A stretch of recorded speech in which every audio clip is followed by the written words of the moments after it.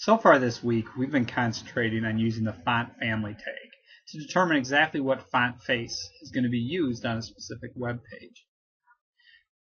This time, we want to expand our use of fonts as they relate to style sheet rules and talk about how to do things like making fonts bold or italicized. The way we're going to do this is by introducing a new HTML tag called the span tag. The span tag is very similar to one we introduced last week called the div tag. If you remember, the div tag was a generic tag. It didn't really impact the HTML code except that it surrounded code in such a way that a specific rule could be applied to it. Within the div tag, there were often several different other sets of tags, multiple p tags, h1 tags, h2 tags. It took a large segment of code and applied rules to that full segment. Well, today we're going to learn about a span tag. And the span tag works a little different. It doesn't surround large segments of other tags. It actually works within tags. So within the p tag, within the opening and closing h1 tag, or the opening and closing h2 tag, you can actually put a span tag to just impact a small portion of that code.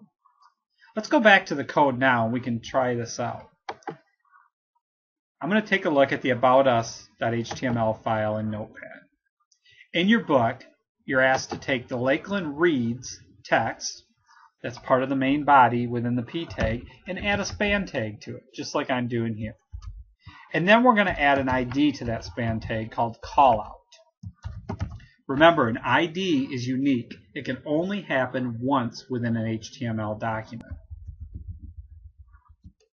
At the end of the word reads, we're going to close the span tag. So if you take a look at this text, Lakeland Reads, between the span ID callout and the close span tag, you can assume, and if you do, rightly so, that whatever CSS rule we apply to the callout ID will be applied to this word Lakeland Reads. I'm going to go ahead and make another change, and that's adding another span tag around the phrase the Wizard of Oz. Span ID, and in this case we're going to call the ID title. Again, since it's an ID, it can only be used once per document. And we'll close the span tag here. Just as we said up in this area, anytime a rule applies to callout, we can assume that that rule will be applied to the word Lakeland Reads. If we go down here, we can assume that anytime a cascading style sheet rule is applied to the ID title, it will apply to the word the Wizard of Oz. I'm going to go ahead and save this file, and then I'll reload the actual page in the web browser. Now you notice this is the Lakeland Reads that we had surrounded with a span tag, and this is the Wizard of Oz phrase that we had surrounded with the title span tag. Nothing's changed. The reason for this is because even though we put the span tags in the HTML document, there's nothing in the CSS file, in this case Lakeland.css, that tells the browser what to do with that text. So we need to go to the Lakeland.css file. Remember, this is where the rules are put into play. We're going to go to the bottom of this document and we're going to add a new ID. Remember, one of the IDs we created was for callout. We'll use an opening curly brace, and then we'll place a closing curly brace below that. In between there, we're going to add font-weight